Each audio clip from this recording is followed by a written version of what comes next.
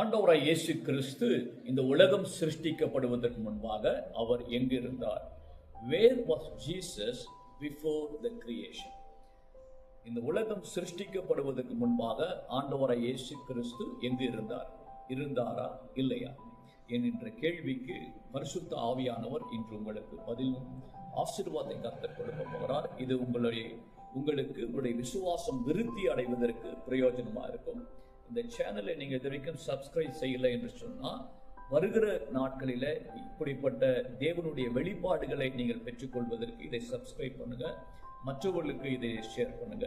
சரி, where was Jesus Christ before the creation? ஆண்டவராய் இயேசு கிறிஸ்து இந்த உலகம் சிருஷ்டிக்கப்படுவதற்கு முன்பாய் அவர் எங்கே இருந்தார்? அவர் இருந்தாரா இல்லையா என்கிற கேள்வி அநேகருக்கு எழும்பும். வேதத்திலே ஆண்டவராய் இயேசு கிறிஸ்துவை குறித்து அநேக இடங்களிலே அவர் எங்கு இருந்தார் என்பதை குறித்து தெளிவாக சொல்லப்பட்டிருக்கிறது. முதலாவது அவர் பரலோகத்தில் இருந்தார் இந்த உலகம் சிருஷ்டிக்கப்படுவதற்கு முன்னால். ஆனால் எத்தனை பரலோகங்கள் இருக்கிறது? அநேக பரலோகங்கள் இருக்கிறது. ஒரு பரலோகம் கிடையாது. வேதத்தினுடைய அடிப்படையிலே வெளிப்படுத்தல் 12ஆம் அதிகாரம் 12ஆம் வசனத்தில் நீங்க வாசித்து பார்த்தீங்கன்னா அங்க நான் வாசிக்கிறோம், ஆகையால் பரலோகங்களே அவைகளில் வாசமாய் இருக்கிறவர்களே களி கூறுங்கள். பரலோகங்களே அவைகளில் வாசமாய் இருக்கிறவர்களே களி கூறுங்கள். புளூரல், பரலோகங்களே. இங்க அநேக பரலோகங்கள் இங்க இருக்கிறது. தட்டு தட்டாய் அடுக்கு அடுக்கான அநேக பரலோகங்கள் இருக்கிறது.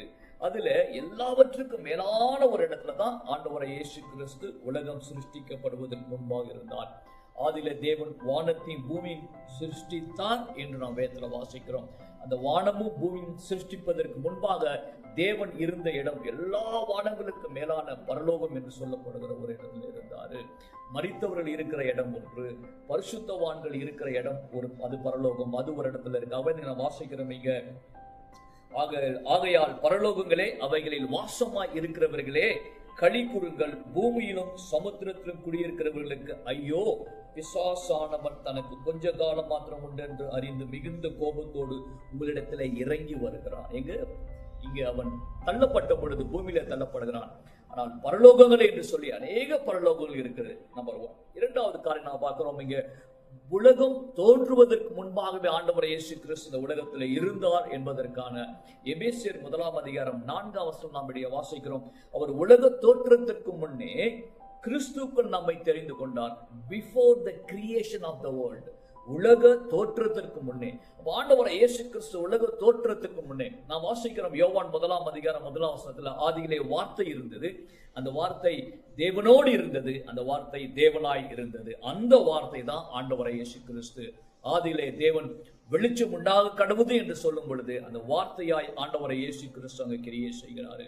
ஆகவே இந்த உலகம் சிருஷ்டிக்கப்படுவதற்கு முன்பாக பிதாவும் குமாரனும் பரிசுத்த ஆவியும் ஆகிய தேவன் அங்கு பரலோகத்திலே வீற்றிருந்தார். எல்லா பரலோகங்களுக்கும் மேலான ஒரு பரலோகம்.